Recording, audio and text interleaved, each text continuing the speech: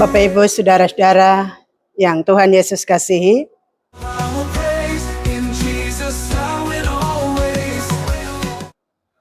di pagi ini kita akan dikuatkan lewat kebenaran firman Tuhan yang akan memandu Bapak Ibu saudara-saudara melakukan berbagai aktivitas di Usbu yang baru, di mana pembacaan kita di hari ini akan kita baca dari pertama Samuel pasal 30 ayat 1 sampai ayat yang ke-6. Sebelumnya mari kita berdoa. Ya Bapa, di dalam Yesus firman yang hidup, untuk mendasari dan mempedomani seluruh perjalanan pengabdian, pelayanan, kerja dan usaha kami. Kami rindu untuk mendengarkan suara Tuhan lewat pembacaan dan pemberitaan firman di saat ini. Biarlah Roh Kudus menguasai seluruh hidup kami, pikiran kami, hati kami, agar firman yang akan kami baca, kami dengar, kami dapat mewujud menyatakan itu dalam tindakan-tindakan hidup nyata kami selaku pelaku-pelaku firman yang setia. Dalam nama Yesus firman yang hidup kami berdoa. Amin.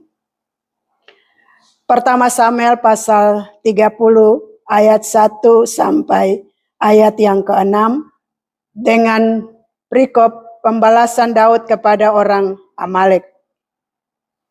Ketika Daud dan orang-orangnya sampai ke Siklak pada hari ketiga, orang Amalek telah menyerbu tanah Negeb dan Siklak. Mereka mengalahkan Siklak dan membumi hanguskannya.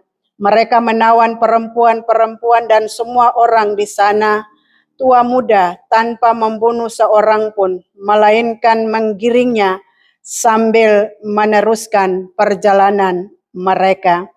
Daud bersama orang-orangnya sampai ke kota itu.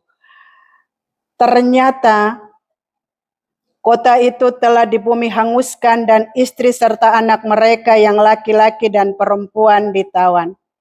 Pecahlah tangis Daud dan tentara yang bersamanya sampai mereka tidak kuat lagi menangis. Kedua istri Daud ditawan, yakni Ahinoam, orang Yisrael, dan Abigail janda Nabal, orang Karmel. Daud sangat terjepit karena rakyat mengatakan hendak melempari dia dengan batu. Seluruh rakyat pedih hatinya, masing-masing karena anaknya laki-laki dan perempuan. Tetapi Daud menguatkan hatinya di dalam Tuhan Allahnya. Demikian pembacaan Alkitab kita di pagi ini. Ibu bapak, saudara-saudaraku yang dikasihi Tuhan, kita semua telah memasuki minggu yang baru, mengawali hari-hari ke depan. Terkadang kita diperhadapkan pada kenyataan hidup yang tidak mudah. Mungkin ada dari kita yang baru saja kehilangan sesuatu yang berharga, mengalami kekecewaan, mendalami atau merasa terjepit karena masalah yang datang bertubi-tubi.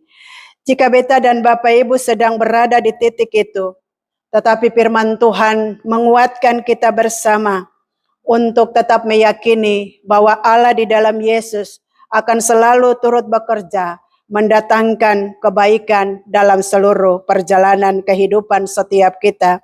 Maka pembacaan dari 1 Samuel pasal 30 ayat 1 sampai ayat yang ke-6. Ibu bapak dan saudara-saudara, kadang hidup menghantam kita begitu keras, sehingga kita merasa kehilangan segalanya. Pekerjaan, kesehatan, hubungan, atau bahkan arah tujuan hidup.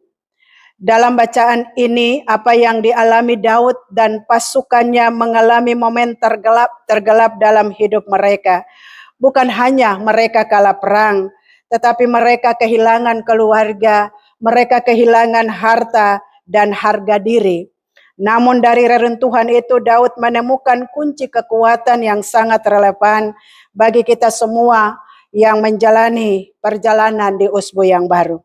Dikatakan di dalam ayat 1 sampai ayat 5 bahwa realita pahit yang dialami oleh Daud kehilangan yang menyakitkan ketika Daud baru saja kembali dari pertempuran kecil melawan orang Amalek.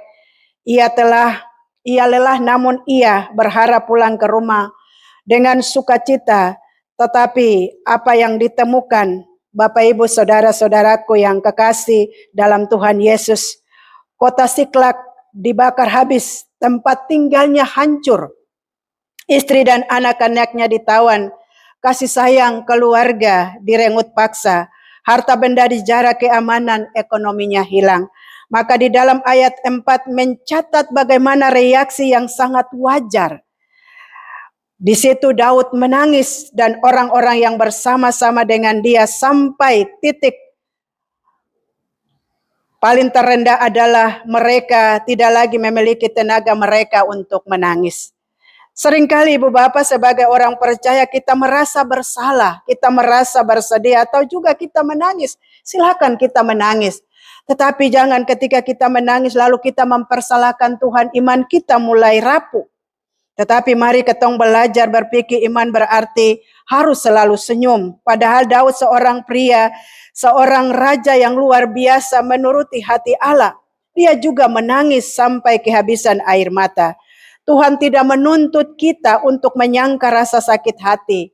Mengakui luka adalah langkah pertama menuju sebuah penyembuhan. Jika di minggu ini Bapak Ibu saudara-saudara sedang berduka atau gagal, jangan menekan perasaan itu.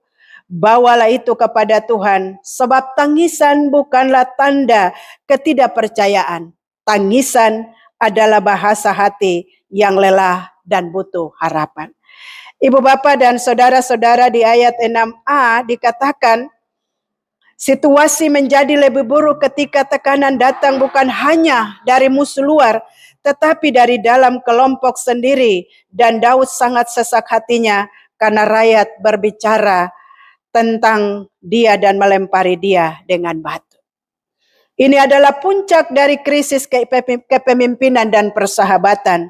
Orang-orang yang seriusnya mendukung dia, seharusnya mendukung dia, justru mempersalahkan Daud. Mereka berkata, ini Ale pun salah Daud.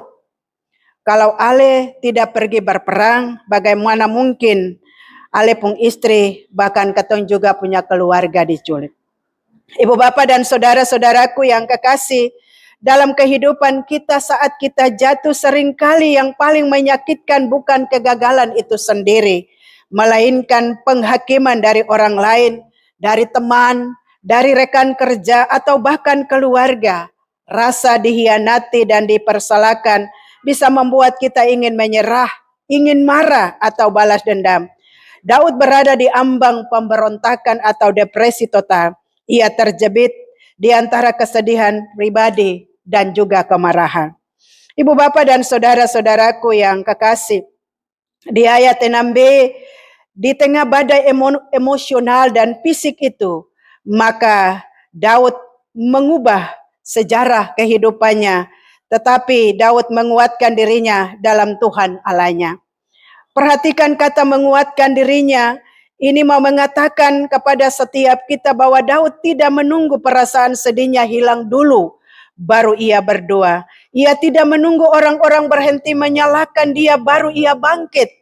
Ia memilih untuk berpaling kepada Tuhan. Caranya, Ibu Bapak, adalah dari masalah yang besar, terkait dengan kota terbakar, keluarga hilang. Tetapi Daud percaya bahwa Tuhan lebih besar dari setiap masalah yang ia hadapi. Ia mengingat janji Tuhan di mana Daud tahu bahwa Tuhan telah mengurapinya menjadi raja. Ia mengingat siapa dirinya di mata Tuhan, bukan di mata rakyat yang marah dan membencinya. Ia berdoa kepada Tuhan dan ia bertanya kepada Tuhan.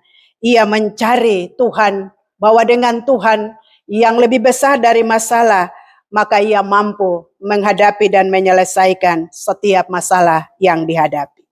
Ibu Bapak dan saudara-saudaraku yang kekasih, ketong terus menjalani kehidupan. Apa yang dialami oleh Daud tidak jauh berbeda dari kita. Kalau ketong punya masalah, ketong punya persoalan, jangan ketong lalu kecewa, lalu putus asa, mempersalahkan Tuhan. Ketong harus ingat Tuhan bahwa setiap hal yang ketong alami dan ketong jalani itu izin Tuhan. Tuhan mau membentuk dan memproses kita untuk semakin kuat dan tegar menghadapi setiap persoalan, menghadapi setiap masalah dalam kehidupan kita bersama. Jangankan biarkan air mata menjadi akhir dari cerita Bapak Ibu Saudara-saudara. Seperti Daud, ketika Allah mengizinkan dia harus bersedih, tetapi Daud tetap percaya kepada Tuhan. Oleh karena itu, dalam sesuatu hal yang ketong hadapi, dalam suatu masalah yang ketong jalani, mari ketong luangkan waktu untuk berdiam di hadapan Tuhan. Berdoa, utarakan, sampaikan, bilang kepada Tuhan sebelum Bapak Ibu Saudara-saudara melakukan seluruh aktivitas di usbu yang baru. Ingatlah bahwa Tuhan masih memegang kendali meskipun situasi tidak baik-baik saja. Tuhan yang menghadirkan kita. Tuhan yang memberikan kesempatan bagi kita untuk melakukan berbagai aktivitas. Jadi semboleh ragu dan takut untuk melakukan aktivitas di usbu yang baru. Karena Tuhan akan mengendalikan setiap hal yang ketong jalani dan lalui dalam hidup ini. Jangankan ketong ambil keputusan besar saat ketong emosi sedang memuncak.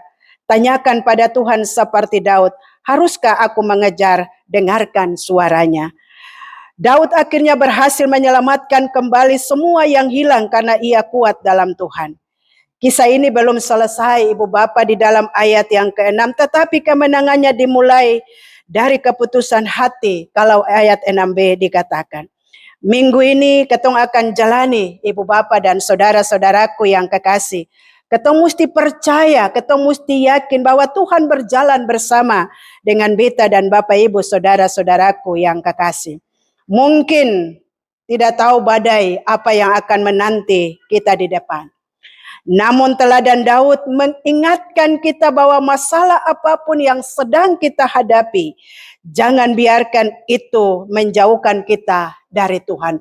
Semakin masalah yang kita hadapi, semakin diri kita, hidup kita mendekatkanlah diri kepada Tuhan, mentautkan hati kepada Tuhan, mencondongkan hati kepada Tuhan. Sebab masalah sebesar apapun, Tuhan yang lebih besar itu akan memulihkan dan mengembalikan situasi ketika ketong berada di dalam titik yang paling terendah. Sebab kita tidak selamanya berada di atas. Tuhan pasti mengizinkan beta dan Bapak Ibu berada di titik terendah. Tetapi Tuhan tahu cara Tuhan itu luar biasa bagi kita. Asalkan kita kembali dan ingat Tuhan. Kita harus tahu siapa diri kita dan siapa Tuhan bagi kita.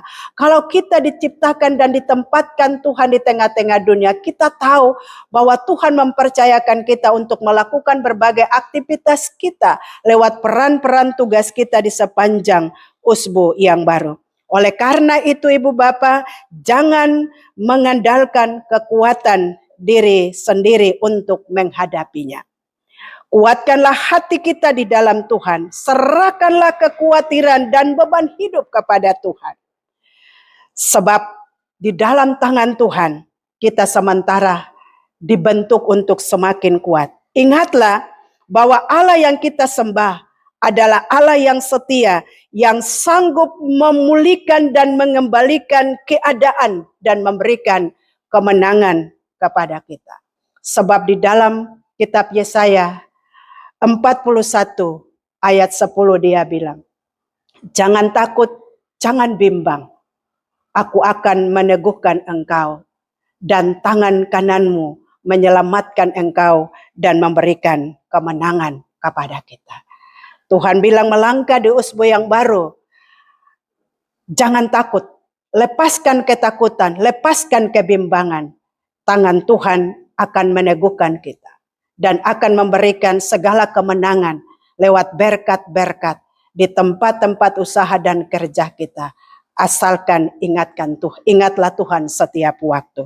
Sebab ketika ketong berjalan bersama Tuhan di minggu ini, kita tidak sendirian.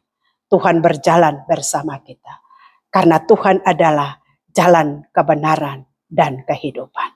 Tuhan Yesus memberkati. Amin.